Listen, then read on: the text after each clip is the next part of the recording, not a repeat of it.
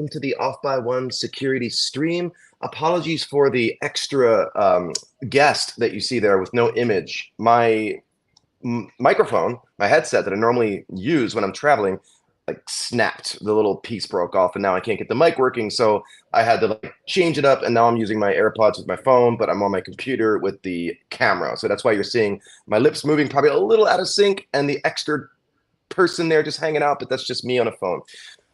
So great. Welcome to the Friday stream, May 24th. If you remember a few weeks ago, it might have been a little bit more than that, we had Daniel Fernandez, who was or is one of the co-authors of Gray Hat Hacking, 6th edition. He did the chapters on hypervisor attacks and research. There's about 3 chapters on that. Really interesting stuff. And he came on to kind of go through some of the things that he covered in those chapters about how to get started with debugging things like Hyper-V and the secure kernel, if you want to take a look at that.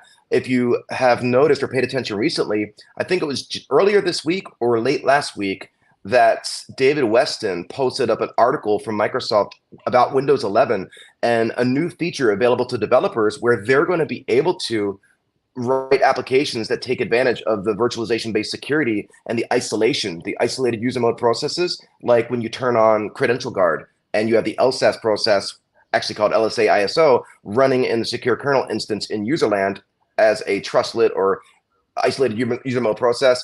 That's a big improvement in security, because obviously if you go and exploit and try to get the credentials out of the main LSASS process in userland in a normal system, if VBS is on and Credential Guard is on, there's not going to be anything useful in there, because the credentials are actually encrypted and then stored in a completely separate operating system governed by Hyper-V. So now, more than ever, with these additional applications that are going to be able to take advantage of that, this means that we're going to have to get a lot better at, just for enclaves, exactly. Yeah, totally, Daniel. I'm like curious to see how this develops as well, but it's definitely like a neat improvement and enhancement, and I'm sure it's just the beginning. So we're going to expect to see lots of cool stuff. But back to my point, it just means that those of us, including myself, I don't like admitting stuff like that, but I have not spent much time debugging the Hyper-V hypervisor and going into the secure kernel instance. So this session is as much for me as I hope it is for you. But our session today is with Alan. Alan, how do you pronounce your last name? Oh, that's Sguigna. Sguigna? Yes, close enough. Sguigna. Okay. Well, I'll try not to make it bad, but that's a really cool last name, but I've never seen it before. But yes, definitely follow him out on Twitter. But I'll let him give a little bit of background on himself just here in a moment. But this is a follow-up stream to that first stream with Daniel. And Alan's going to show us how to use JTAG with debugging. And he's going to explain it way better than I do. So why don't you give us a little background on yourself and a little bit about what this stream is going to be covering. All right. Yeah, thanks, Stephen. Yeah, appreciate it. Yeah, really appreciate you inviting me on today. I'd like to start off by saying that I've had a very varied career. Was actually a pastry chef at one point and a circus artist. Wow. But I won't say that. Yeah, for those who may not know. No, that's funny because we had Yarden Shafir on last Friday, and she was a circus performer. That's awesome. Yeah, I'm kidding. I thought that was a great introduction. She's risen to the top of her. Her. Oh yes, she's brilliant. Researcher. So, no, seriously, all joking aside, for myself, I guess in this context, I like to characterize myself as more of a UEFI old guy, as it were. About 10 years ago or so, my company merged with another company by the name of Arium, that developed and delivered an x86 JTAG-based debugger. First with Intel and then with AMD, and I'm easily distracted by the next shiny technical thing. So I kind of jumped in with both feet and learned a lot. Actually, started playing with the tool, this source point debugger, and kind of had a leg up on a lot of other folks because with the debugger I could see the internals of UEFI coming in from the bottom, as it were. From the hardware side, as opposed to using some sort of an agent-based debugger or UEFI-based debugger, and gain some insights into the operations of UEFI. And one thing I also like to do is I like to write, and I kind of chronicled my journey in a kind of a series of blog articles on my company's website by the name of the Minnow Board Chronicles. And the Minnow Board was a little Intel Bay Trail based CPU based board that had JTAG access. Now you needed kind of expensive hardware pros, so that kind of precluded a lot of folks from really actually getting hands-on.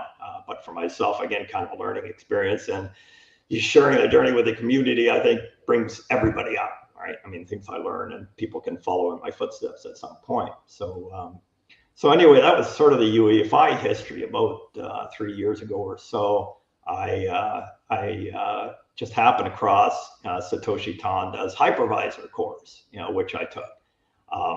And just an excellent course. I took an interest in the technology. Satoshi does a fantastic job, right? For those who have taken the course, those who haven't, I would highly recommend it. So learned a little bit about hypervisors, and then last year went on the Windows internals course offered by Pavel Josivovich. So starting to get a little bit dangerous, and at that point, with some inspiration from a bunch of folks in the industry, my very smart team engineers, we went down, embarked on a path to add, Windows kernel debug support to the source point product.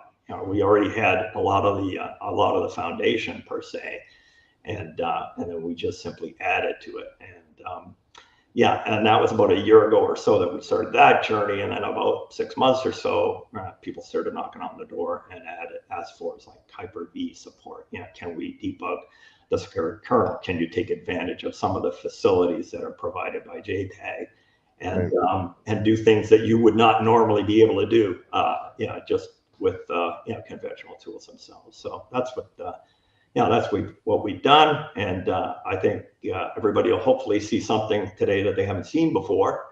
That's the intention, anyway. So I'll take a breather, right, and before jumping into the slides and the presentation, in the demonstration. Yeah, for sure. That's a great intro. I know some folks have already asked, and I think it's a great question to answer for those, especially watching later on when it's not live. Can you give a little bit of just background as what is JTAG? Oh, certainly. Yeah. JTAG is a physical interface, that is in this context, supported, on the CPUs, and we're talking about x86 here, but ARM, NXP, Freescale, all the, virtually every device in the world of any complexity has a JTAG interface on it. It manifests itself as essentially 5 wires going into the CPU. And this is, those 5 wires, I mean, the technology itself has been around for 30 years.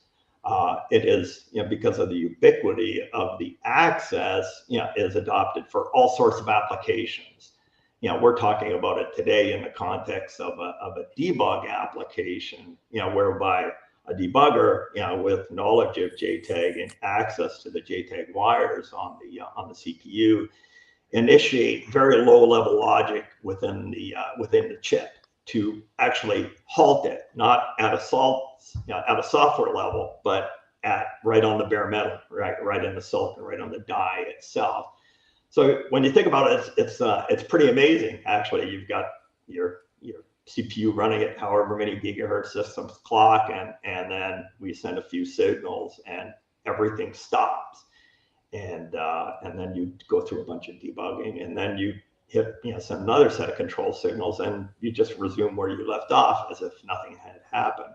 So so JTAG is a very low level technology that we'll talk about today in a debug context, but is also used for test, as in boundary scan test, device programming, platform validation. Really, because it's so ubiquitous, it's used all over the place.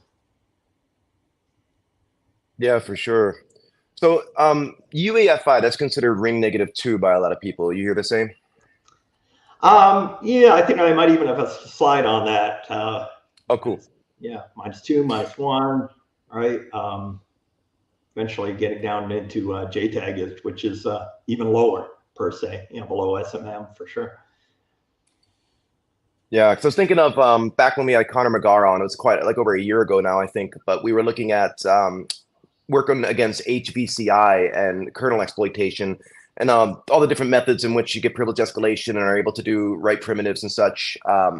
And one thing that came up is with the NX bit, right, inside the page structure, you've got that flag, and if you turn it on and turn it off, obviously it's going to be whether or not execution is possible in that page of memory. And that even if you're up in the kernel and you hit, I think it's the PML, I forget what PML level it is, maybe 4 or 5, but even if you flip that bit there, if the hypervisor obviously is enforcing that protection, it's hierarchical and it's going to obviously not work for you, what you're trying to get accomplished.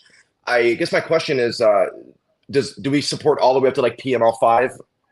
Yes, yeah. As a matter of fact, yes. On the Tiger board, Tiger Lake board that I'm going to be doing on the demonstration on, the CPU itself only supports up to 4 level, but certainly source point itself can go to 5 level.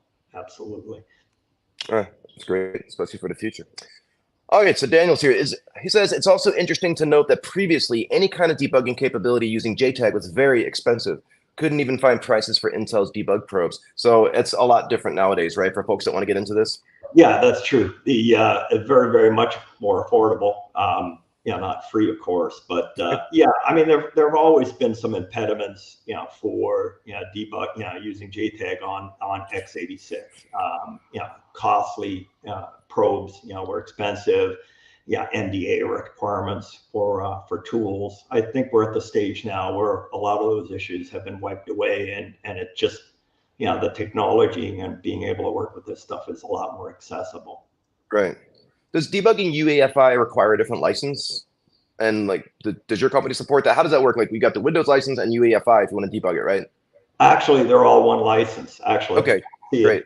We'll see it momentarily, but I mean, the application's name, the debugger, is called source point, and it has inherent in itself a bunch of features, right?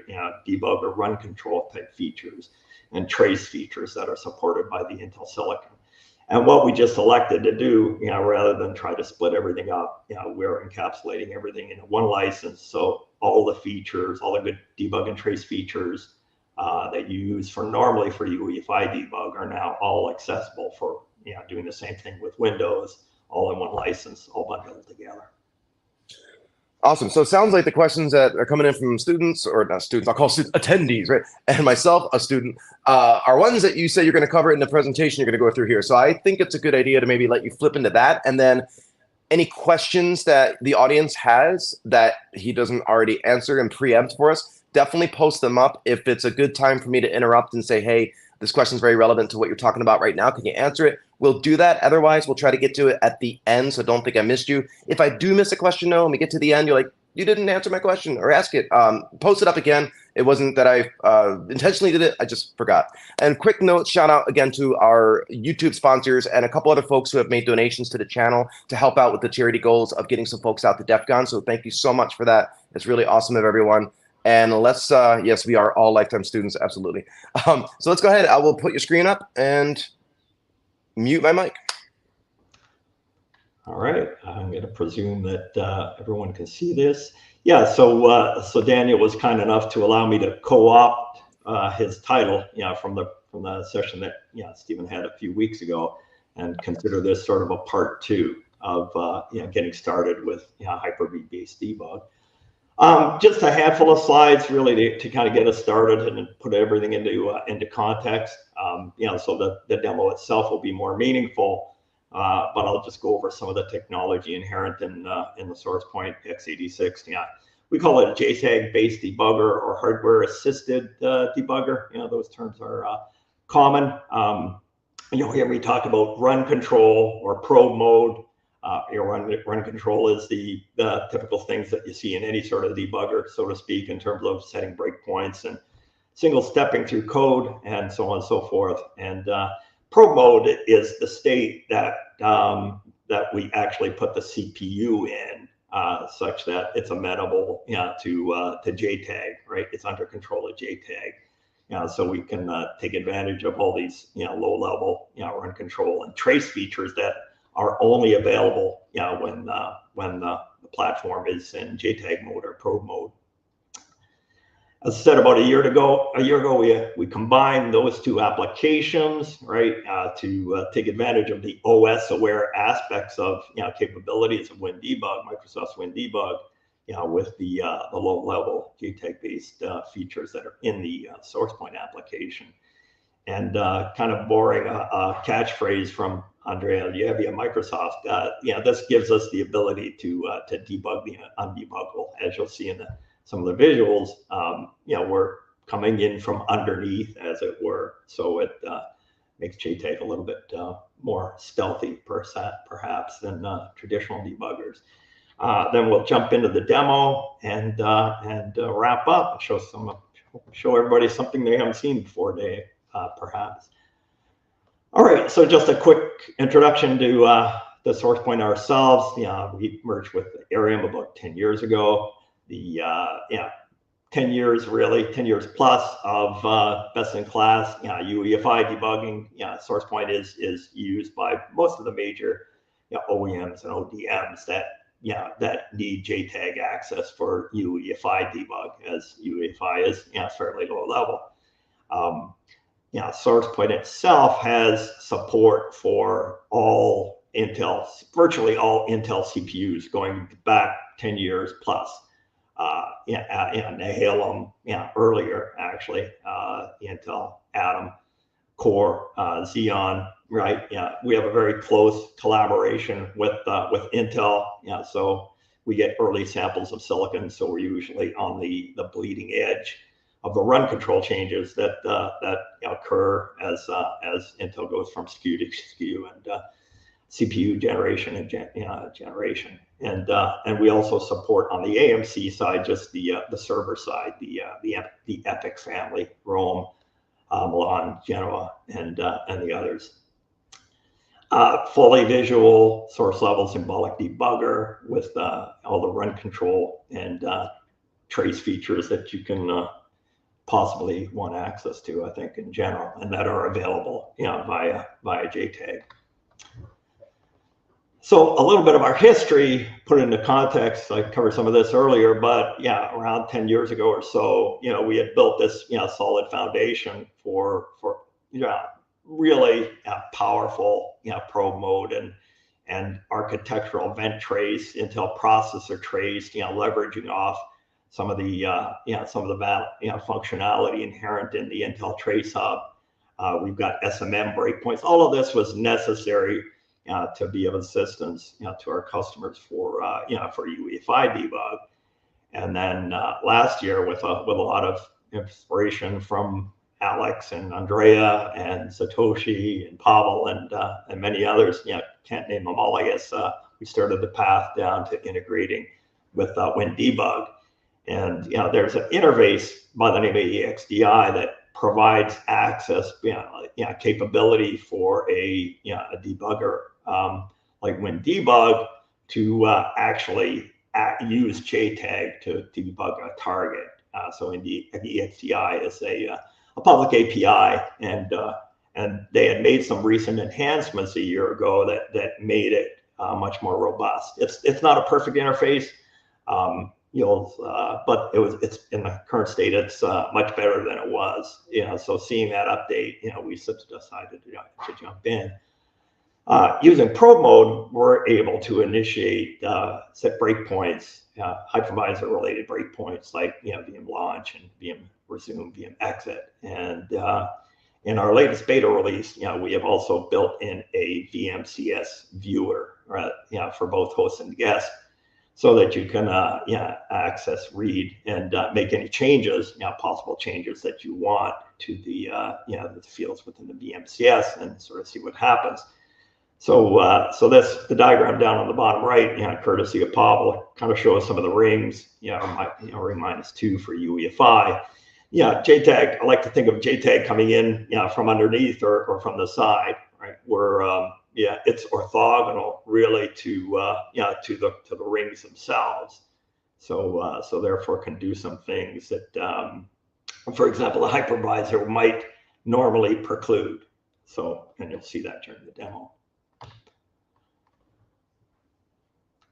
Yeah, and as Stephen had referenced earlier, being in terms of being accessible, the Aon Up Extreme i11 board is a board, right, that we've been recommending, that people that are interested in this topic, purchase it from a company by the name of Aon. They have a website, upshop.org. It's a Tiger Lake board. Daniel had put that top right diagram up, I think, in his presentation a few weeks ago. You can acquire the board from Aon for about $299 US. It's for the Celeron version. They've got a Core i3, i5, i7, right? A lot of options available. And and you have to add you got to buy a little RAM to go with it, and an SSD to put Windows on, and so on and so forth, right? So total price, $400, $300, $350, $400. All you need is that board, really, and the cable. So I mean, you can see it on the website, of course, but I have here's the Up Extreme i11 here. I have one over the side. I'll bring it up to the camera if that does help.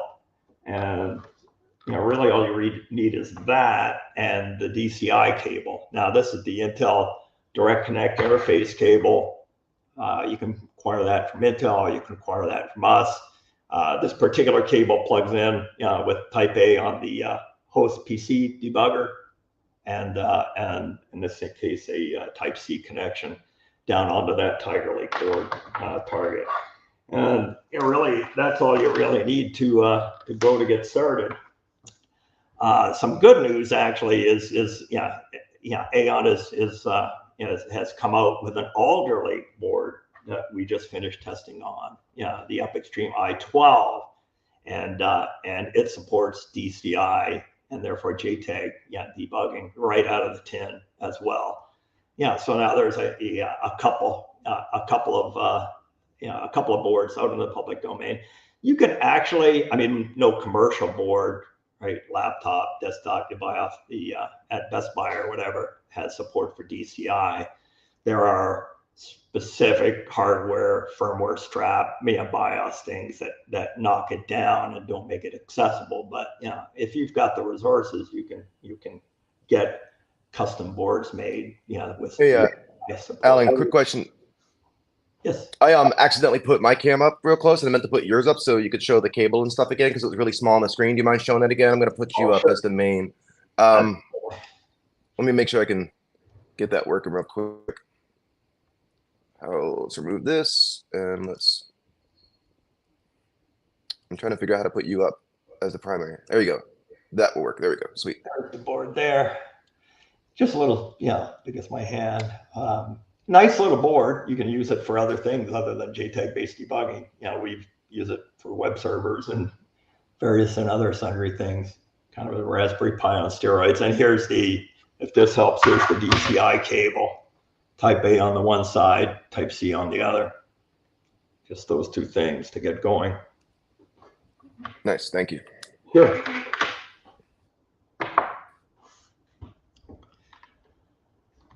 All right.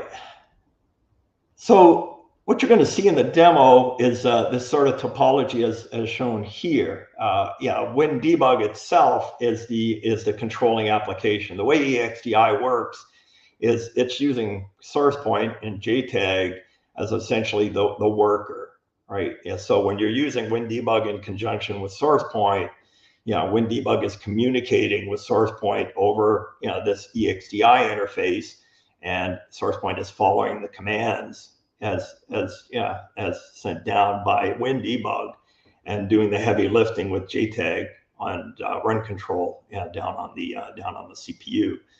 And and there at the bottom left on the left-hand side is the reference to good reading. The article, the blog written by Andrea on debugging the undebuggable. He used some of this technology, not with SourcePoint, but just as an example of how one would use EXDI with GDB, QEMU, to actually debug things you normally couldn't do. And that was a good kind of case study, I thought. But with SourcePoint, you've got some of the capabilities as described in that article on steroids. And SourcePoint, because it's kind of a commercial product and supported product, it's much easier to set up and use, or at least in our opinion. All right, so we'll jump into demo now. It's actually 2 demos. I'm going to first launch a JTAG connection with SourcePoint to a Windows target on the Tiger Lake target, connected over that DCI cable, but just on normal Windows, not with Hyper-V lit up, but primarily just to show, basically to understand what the demo is showing in terms of, what is run control, how do you actually access the target and perform some of these low-level operations on that. After that's finished, then we're going to get into the fun stuff. I'm gonna switch the cables over, right, to my other target that has Hyper-V and VBS enabled, and we'll set some VM launch breakpoints. We'll halt within the hypervisor itself. We'll go from UEFI up into Windows, right, halt at the entry point to the hypervisor, HVI x64, hit another go to get to the VM launch for HV loader, and then land in the secure kernel. And we've got symbols and so on and so forth that Microsoft has provided on the Microsoft public symbol server, that we can debug the secure kernel. We can look at the VMCS and look at Intel processor trace and those sort of things. So without further ado, I'll get out of the PowerPoint here, and now I'm going to share the SourcePoint screen. So hopefully everybody can see that. I've got the SourcePoint launched here, but without any project loaded. And we'll also show, we have a little utility application called DBC status. DBC status indicator, DBC and DCI are sort of synonymous with each other. The target's not powered on yet, so you don't have the this red ball is red. There's no JTAG connection, no DCI connection between the host PC, the host debugging PC, and the target. When we actually establish that connection, if it's working, it'll show you a green ball, to indicate that the application, the connection is rock solid. And I also have a little HDMI display, coming out of the Tiger Lake board here that shows the, will show you how things are looking when we boot up. So what I'll do first is power on the target. I'm going to lean over here and plug it in, and we'll halt the target at the UEFI shell, so I can show at least some of the early things that you can do with SourcePoint. A couple quick questions came up that are related. One was, with the cable, do you need proprietary Intel software to support it? No, just SourcePoint. Okay, and Kai says, can we understand it as WinDebug is spitting all the information about Windows, like symbols, and SourcePoint debugger is using JTAG to probe the CPU and accessing memory? Yes, that's essentially correct, except for the fact that, especially when we came to Hyper-V debug, we had to add some of that functionality, kind of in parallel functionality, to SourcePoint as well, because we wanted, for example, to have the symbols visible within SourcePoint, and you'll see that shortly. Okay, my board is powered up, and but I can tell from my OBS application that I don't actually, I don't think I have a connection, a correct HDMI connection. So give me a sec while I close that back up and relaunch it. See if that helps. Okay, that's better. Like you say, Stephen, the demo gods are. I think I've sat through several of your sessions, and there's always something, right? Yeah, they're pretty nice, but yeah, something. yeah. Daniel has some issues on his side, but yeah, what you see here now is now that OBS Studio is refreshed, is we're sitting in the UEFI shell in the an enter password prompt. as a little bit of a sidebar, if when you've got the password, which is something that Aon just publishes out on their website, it's very accessible. You can enter that password here. You hold down F7 when you boot up the target, right? Enter in the right password, and it takes you into the AMI BIOS Advanced BIOS Settings menu. And there are all sorts of cool things in there that you'll never see on any sort of commercial product like a Dell laptop or whatever. The Advanced BIOS Settings menu is also known as the CRB Advanced menu, Customer Reference Board Advanced menu. And I mean, if you've got 20 entries in a standard BIOS menu, you've got 200 entries in the advanced menu. It's sort of usually behind the scenes. In my opinion, the $299 for the Tiger Lake board is worth the price of admission just to explore some of those additional options, controlling the ME, the debug settings, and so on and so forth. There's some really cool stuff in there, but that's a topic maybe for another day. Anyway, we'll just stop there, and I'm going to hot plug my DCI cable in, and you would have seen that the red ball here turned green. So there's a DCI connection established between SourcePoint, between the host debugging PC and the Tiger Lake, target PC, target itself. So now I'm going to, so now that we've got the DCI connection established, I can launch a project here that creates that connection. And this is, in this case, my Tiger Lake demo. I'm going to do an open on the project. And what you see is some status indicators down at the bottom. There's a JTAG test that make sure that we've got a physical connectivity to the target over JTAG. Got some dashboard lights down here that indicate, the color lights indicate the JTAG transactions. And once that's complete, all the SourcePoint windows come up, right? So we're now in debug mode on the target, which is fantastic. And the target up here in the viewpoint window is still in the running state, so I haven't done a halt yet, right? It's completely transparent to the target. You could go back down to the to the enter password thing and start typing some stuff in, and the target is completely responsive. So that's cool. Things do get more exciting, of course, if you do a halt, and that's with our little stop button here. Refresh the code window to get out of safe mode, and voila, you have we are sitting at the code. Right, here's the instruction pointer, the yellow bar. We're sitting at the address associated with where we are, just sitting idle and not in UEFI. So there we have it. This particular target doesn't have UEFI symbols. There are Tiano Core distributions for Tiger Lake, although hard to get running on this target.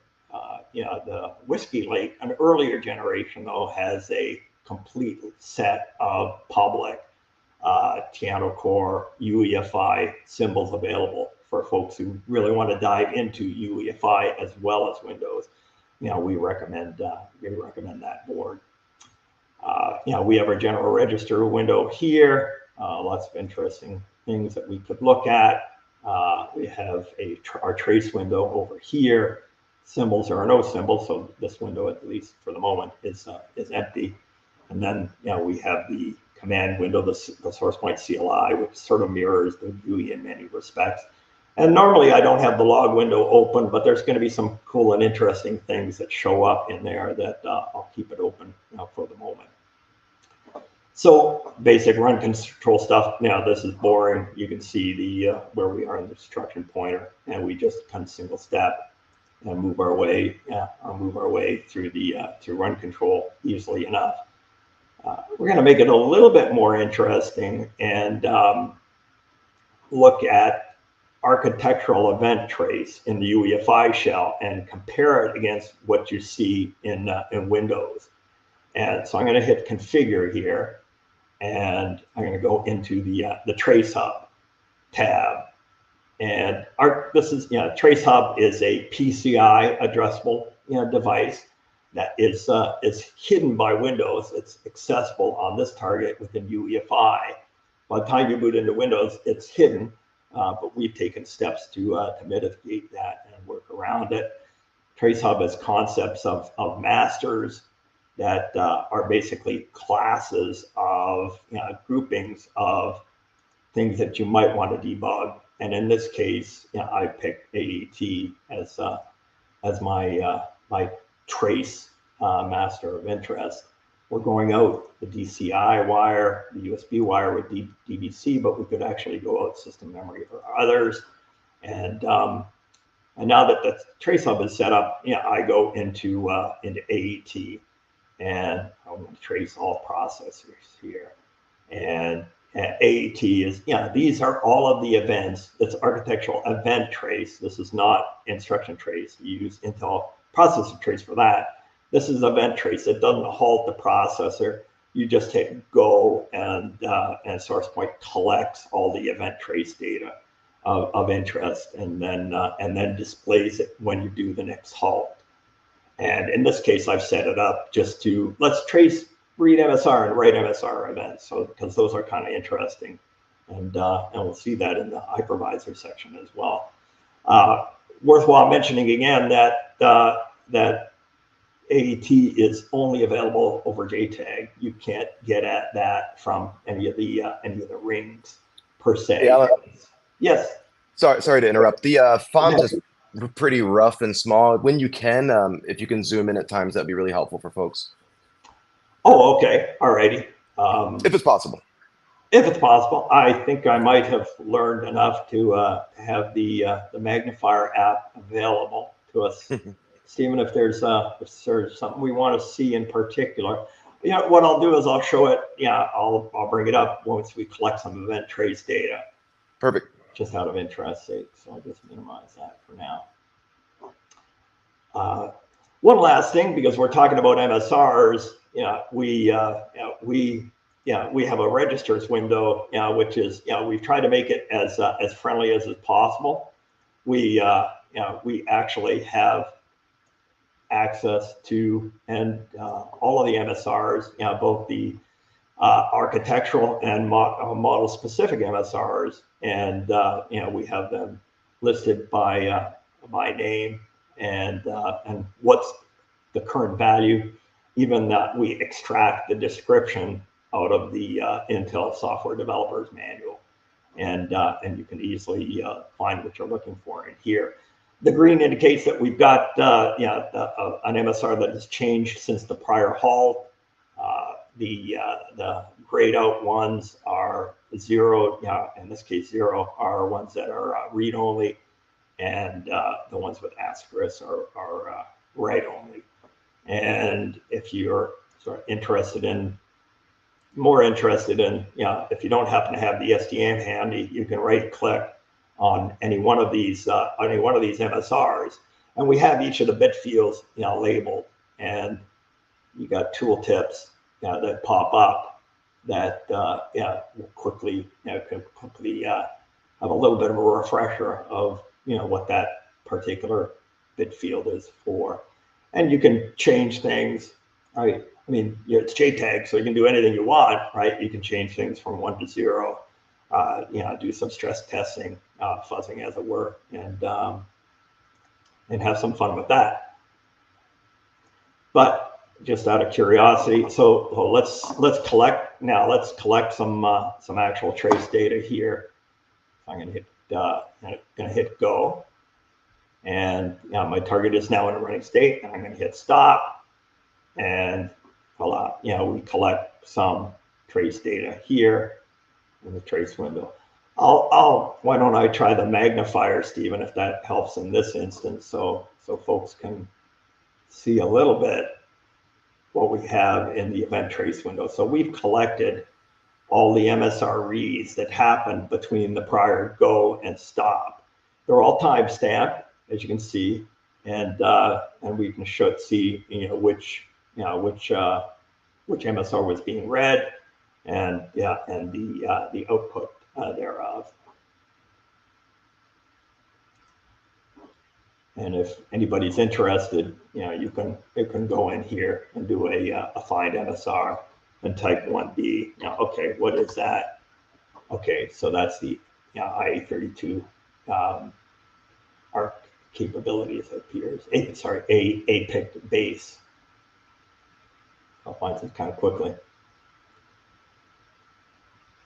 All right, I'm going to, so now just a couple more minutes. I want to show off, I'm going to turn off ADT for the moment, and I'm going to boot to the Windows desktop and show how WinDebug works and do some Intel processor trace as well. So hit go, and you'll see here that now the target is actually responding, so I can just boot the target up to Windows. And I got the please wait. So I'm going to kind of go into La La Land, into recovery mode on Windows. So the target is live, but it wants me to restart the PC.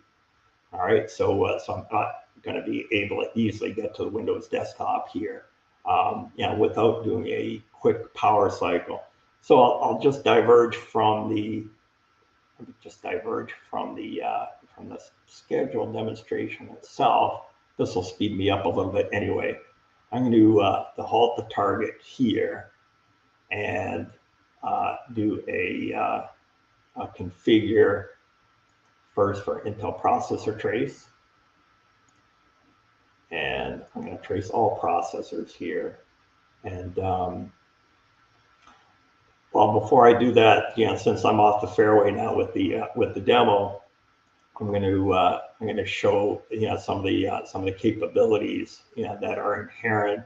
If we have symbols for this for this particular module that we happen to be in here, right in the code window, we've created a heuristic algorithm here that looks for the KD version block, right? Source point wants to know, so it can display the symbols as well. It wants to know, where the address of the NT-based kernel is. So it's going to go in and do the JTAG transactions with the target. It's going to take 30 seconds or so. It might or might not find the symbols itself. Maybe it will, maybe it won't.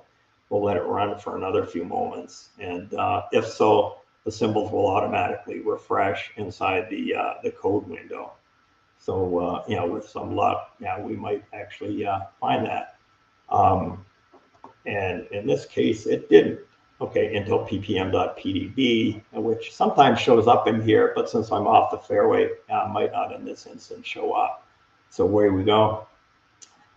So what I'll do instead is switch over to Intel PT, and let's capture some processor trace associated with where we are right now. What's the target actually doing in recovery mode when it's at rest?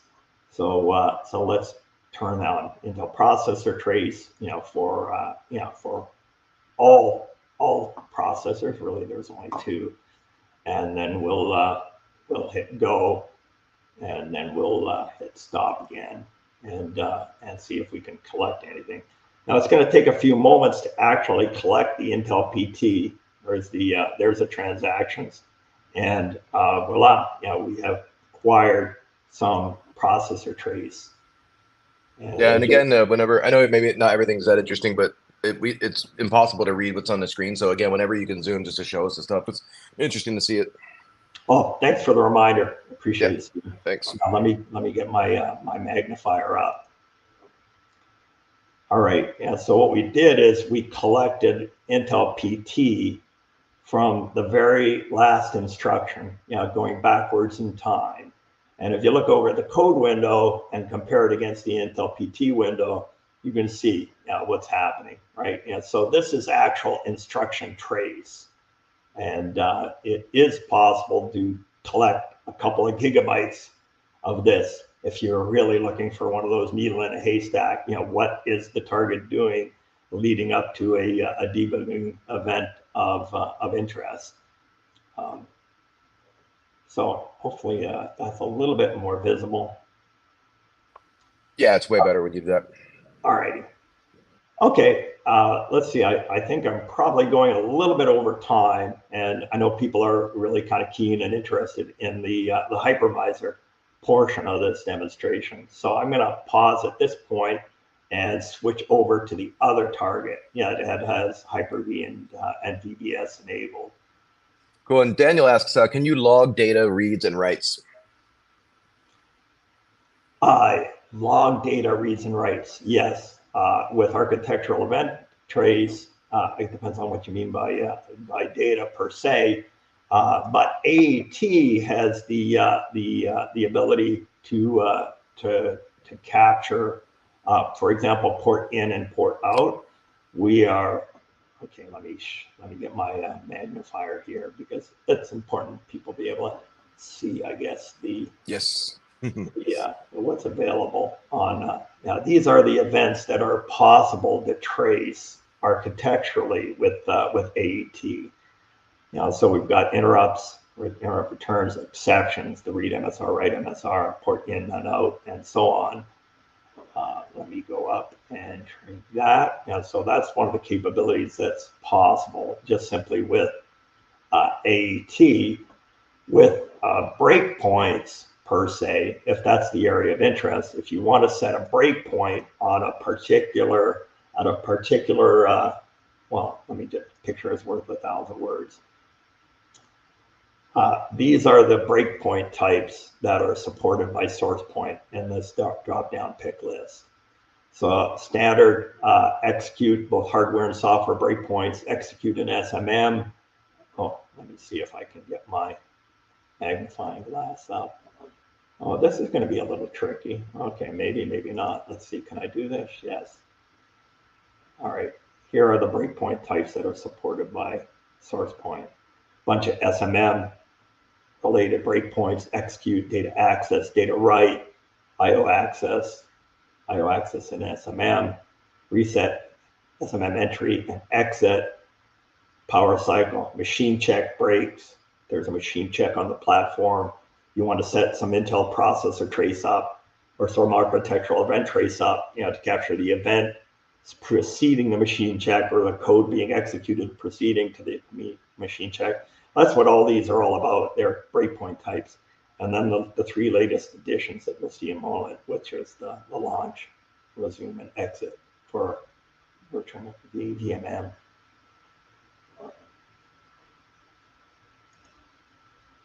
All right. So what I'm going to do is take a little bit of a breather. I'm going to turn off this target and swap the cables. So give me a couple of minutes to switch over to the Hyper-V enabled target. Yeah, for sure. Do you want me to ask you some questions while you're doing that, or do you need to focus? You know what? You may get an incomplete answer, but I'll give it my best shot. All right, perfect. And again, online, if anyone has any questions, please do post them up. Let's see here. Some questions sent. This is a tough one. How does the tool know the description associated with each MSR and the names of the individual bit fields? Seems like a lot of work. Actually, that is an excellent question. It is a lot of work. Actually, we export, we extract the information on the MSRs, the bit fields, the descriptions out of the Intel Software Developers Manual, the SDM. We have automation in place, so that everything is current and update. And whenever Intel reissues an updated version of the SDM, we capture that information and update in our next release, the source point descriptions accordingly. And that will be even kind of more interesting, I think, when it comes to the VMCS fields themselves as well. All right. It looks like I've got all my cables in place. I've got the Hyper-V enabled target up and running. So I forgot or didn't get it around to showing the integration of WinDebug with SourcePoint. But basically, once you have SourcePoint up and running and having the JTAG connection to the target, then you just push a button inside source point, when debug launches, and then source point does everything when debug tells it to do. So Nice. a lot of the functionality and features, OS aware features that are in WinDebug, become accessible, but on steroids, because of the JTAG access. All right, you see my my DBC status indicator ball had turned green, so so the target is now. I've got that DCI connection, and now we'll wait for the target to power up. And then we'll go into the UEFI shell as before. All right, and there's a couple little settings that I've got to change here. Give me another moment on my other screen to make sure that SourcePoint is aware of the fact that it is a Hyper-V enabled target now instead of not. Because, for example, we're not going to look now for the KD version block anymore, right? It's with Hyper-V, you can't find it; it's not there. So so we have to take some steps to mitigate that. All right, we're almost at 800 people watching. We'll be at 1,000 soon. It's awesome. Cool. Popular topic. I'm glad. All right, so now we're going to launch SourcePoint again, and I'm going to, in this case, launch my project. Same routine as before. I load the project associated with the Hyper-V and BBS environment, and I hit open, and we're going to go through the same process as before.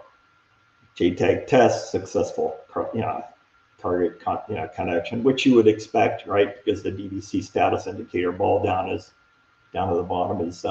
And I'm sorry if everybody can't see that. The text is it's clear to me, maybe not clear to everybody else, but take my word for it. Hopefully everybody can see that the target is up and running. SourcePoint has made all the connections that it needs.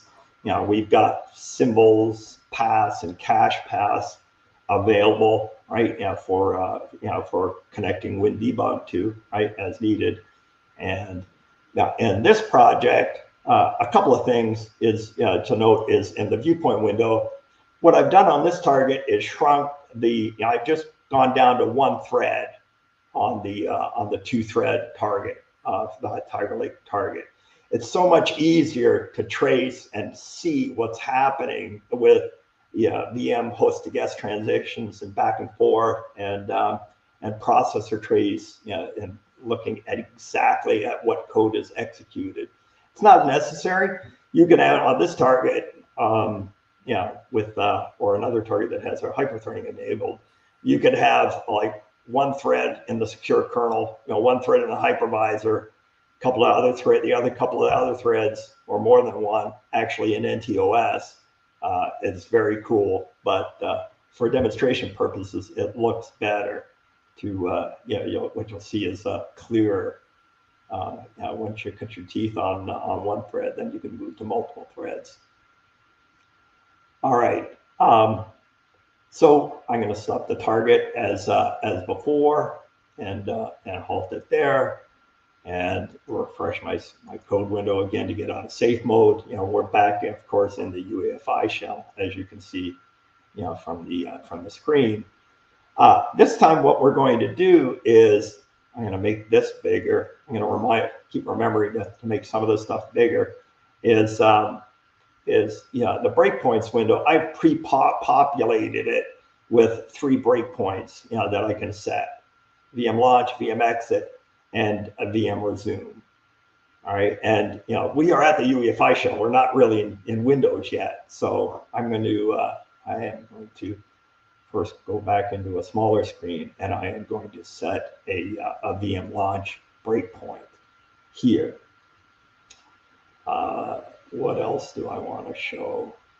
Oh yes, over here. So we have, same as with the MSRs and the GPRs and all the other Intel architectural registers, we have we've added in our VMCS viewer. So you can see guest state, host state, VM entry, VM exit, and some of the control fields that are available. We're not in VMM mode right now, so most of this stuff is just zero. But once we get higher up into Windows, we'll see some of this stuff get populated with topics of interest. Also, as an FYI, when you start playing with this and you want to do stuff other than just, for example, VM launch or VM resume, we have a VM exit breakpoint which is supported. And just a really good question that from earlier. It's the same approach. We can break on one or more than one, any combination of the VM exit basic reasons, right, as described here. And you still might want the SDM, depending on your level of knowledge of basic exit reasons. You may want to see, want the SDM by your side so you can remind yourself what some of these fields might be. But there's a nice little kind of short form to remind you. Okay, so you're doing a break. You're in a trap. Hypervisor a trap due to a write MSR or a CPU ID or a get SEC or whatever. So anyway, that's just a heads up in terms of some of the features that are available with the VM exit breakpoint. So in any event, let's get going. Let's get out of UEFI and go into Windows. So first I have to switch over here and watch the viewpoint window up here, because I'm going to actually get out of UEFI and start booting into Windows. So there's the up extreme splash screen, and I broke at the very first VM launch breakpoint here. So let's get my magnifier out again and look at this. Let's see.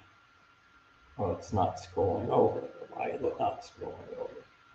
Oh, there it goes. Okay, I got it. Okay, so there's that single thread, and it's in a stopped position. Let's see if I can get it over like that, and I can hover over. I'm gonna have to move the mouse over just a little bit more, and you can see I hit my first VM launch breakpoint, and it did look like, see, we've got a green VM exit primary that was updated as we went into the entry point of the first VM launch breakpoint. So to make it easier on myself for the moment, what I'm going to do now is do a load current. And this is going to take another few moments. There's other ways to do this, but since we can do a load current to identify what module we're in based on where the instruction pointer is or a specific address. You can also field a specific address, put it into the load current and identify which module we're in. And of course, this is HVIX64, which is the entry point to the Windows hypervisor. So let me. Sorry if I'm taking up a little bit more time here, Stephen, but jumping back and forth with the magnifier is. No, this is totally.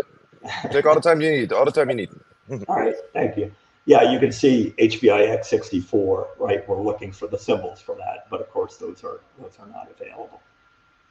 But you can see, there is the entry point associated with it. No symbols, just assembly language at this point. All right. So let's do another go, and we've still got the VM launch breakpoint set. So we'll do another go and watch the viewpoint window again and see how long it takes us to stop. Not very long. We hit the VM launch breakpoint again. I'll switch over to the magnifier.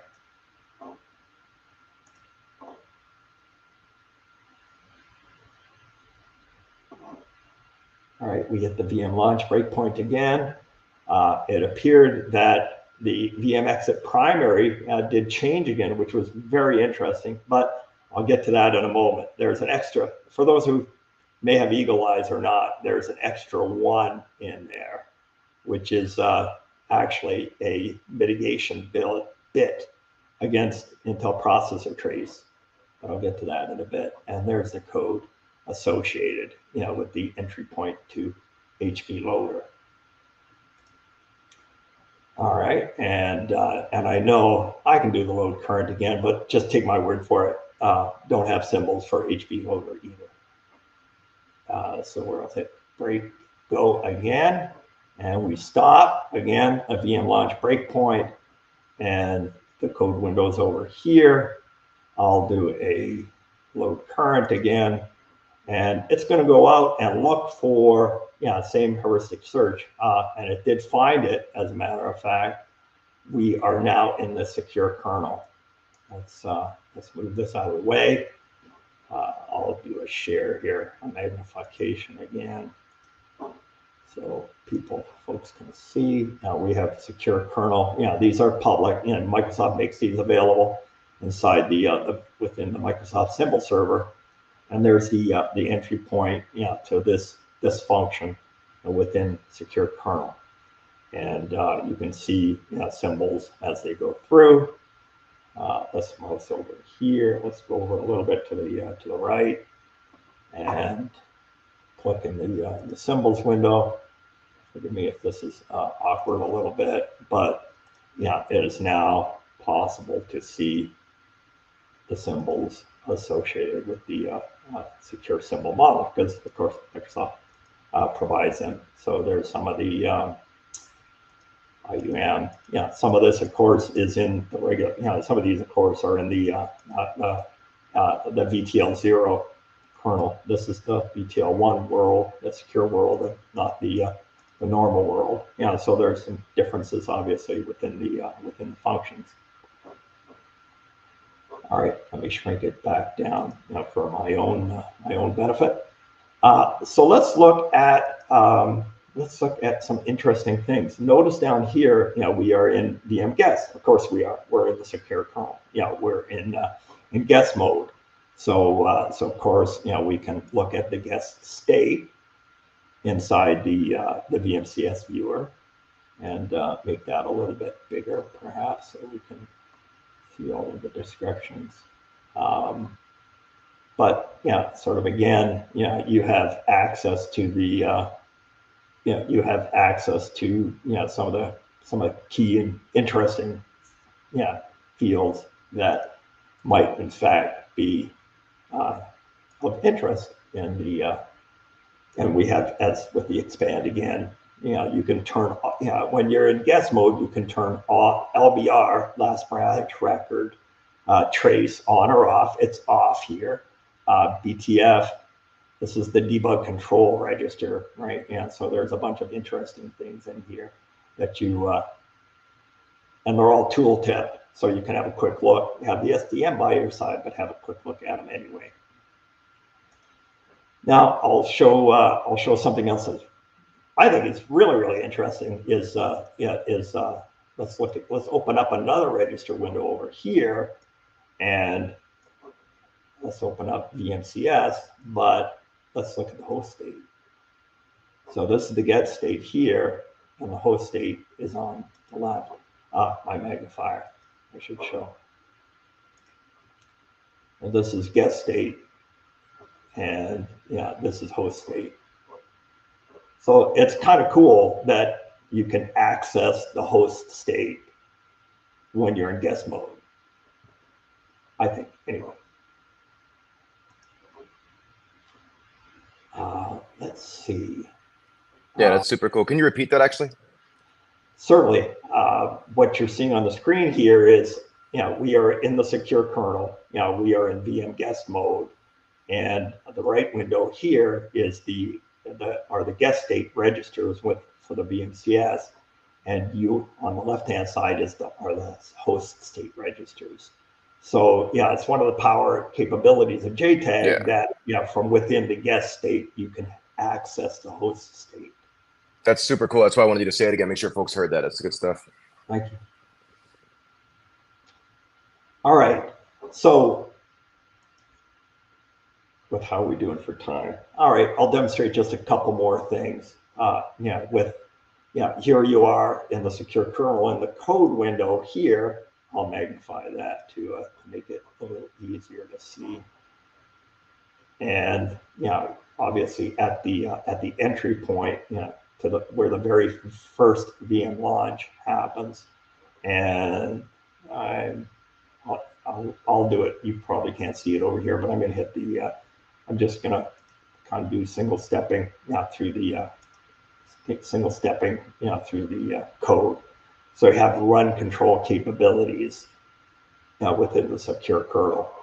You can set a software breakpoint perhaps over here, or not. You could actually just do a go till cursor if you want, right? And so that'll work too. And then you can't see the go button since it's over on the. It's too large for the magnification. But if you hit go, right, you'll see the cursor jump, and the instruction pointer move down to that. That instruction where the breakpoint was set. And if I go back and look at the breakpoint window, I'm hoping everybody can see this stuff. I'm going to uncheck that software breakpoint. You would have seen the green dot go away. It's been disabled. And for now, I'll just turn off VM launch. All right. So one last demonstration, Intel processor trace inside the secure kernel. So let's I don't think we need the breakpoint window open anymore. I'm going to open up the, I'm going to first open up the VM exit primary here. So I want to do Intel processor trace within the secure kernel, but there's a trick to it. There's a mitigation within VM exit primary. So let me expand that and magnify it so everybody can see what's going on. Within the VM exit primary field of the VMCS, right? There's a what's called a conceal bit 24, and so let me click there, which is a conceal VMX from processor trace. So this is all documented in the SDM. And normally you get, that's what Windows is going to do. It's going to turn off processor trace when you're in some areas of the code. So what we had to do actually, and I'm going to go back to my smaller screen so I can do this easily, is you can see that one, let me move down, but I don't know if anybody can see that one. Stephen, can everybody see that 0, 1 in the VM exit primary value? I can't right now on my screen because I'm on a small laptop. Some folks can who have bigger monitors and better resolution. Okay, just out of curiosity. So we'll keep an eye on that one there. I just made it magnified. So perfect. That one over there is the naughty bit, as it were. So we're gonna have to so that you're kind of under normal circumstances with a regular debugger, you're kind of stuck. But with JTAG, you can do a few more interesting things. So let's open up a trace window here. I'm going to configure Intel PT. I'm going to trace all processors. There's only one of interest. And I'm going to hit OK. And all I have to do to kind of show this off a little bit is, just take a single step. For example, let's make sure my display is set correctly. Yeah, that's all good. And watch the one as I do that single step. So you would see, well, let me magnify that. You would see that the instruction pointer moved down the single step to this instruction, and the prior instruction was captured within the Intel PT buffer. And that well,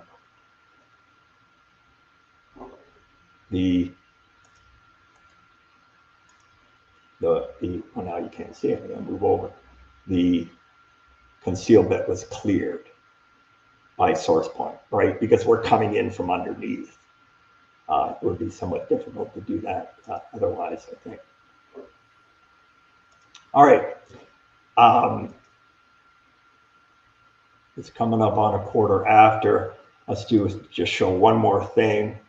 Symbols window, do a find, do a contain string, enclave. Oops, doesn't matter. Kai asked a quick question. The software breakpoints, is it using EXDI at all or all JTAG? In this example, it's just JTAG.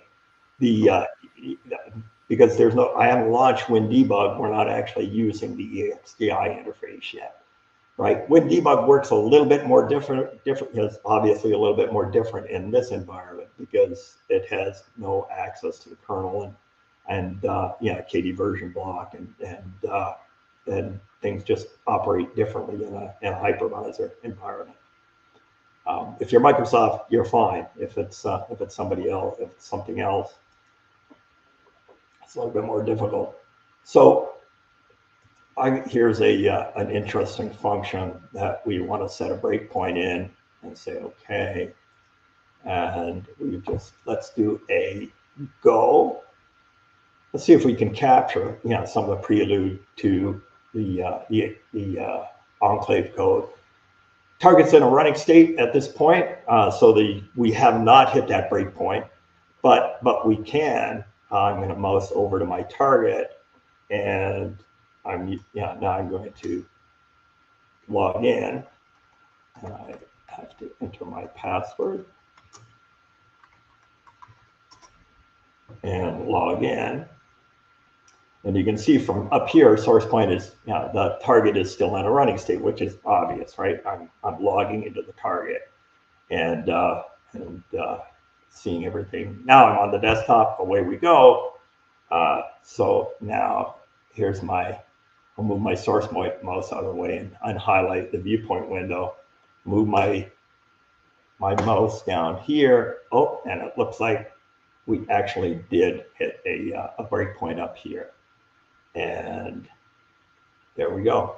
We managed to hit the entity called enclave code, and we have some Intel PT associated with it. There's no symbols here yet because we probably changed CR3. The code window is up here, right? So there's obviously my entry point. But if I do a load current, I should be able to refresh on the secure kernel and come into the entry point for that enclave code. So thought that might be interesting. And with that, Stephen, I think I'm going to sit back, have a sip of water, and turn it back over to you.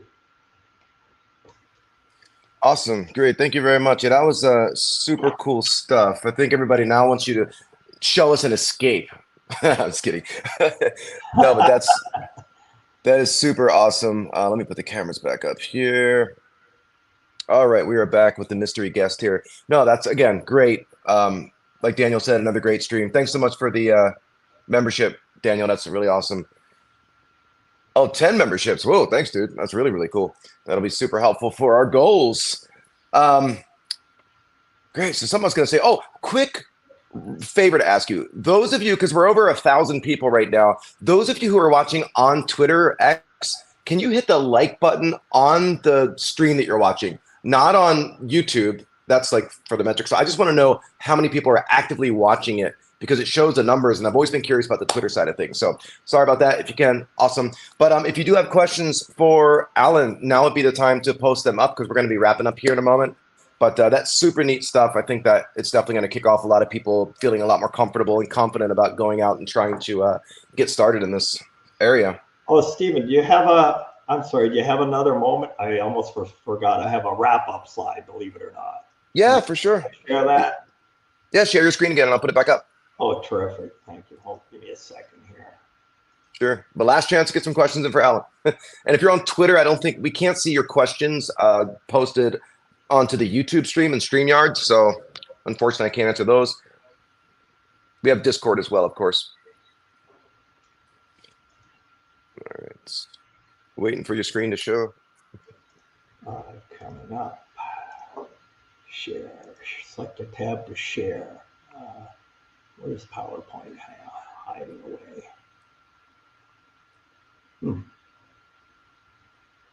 Oh, sorry. Window. How about PowerPoint? Will that work? The demo guides have been really cool to you, so don't let this last piece. Yeah, no, that's it. I'm ready to throw in the towel. Yeah, just as a wrap up, let's put it in full screen mode. Yeah, just for folks that might be interested, and further knowledge, further information on this.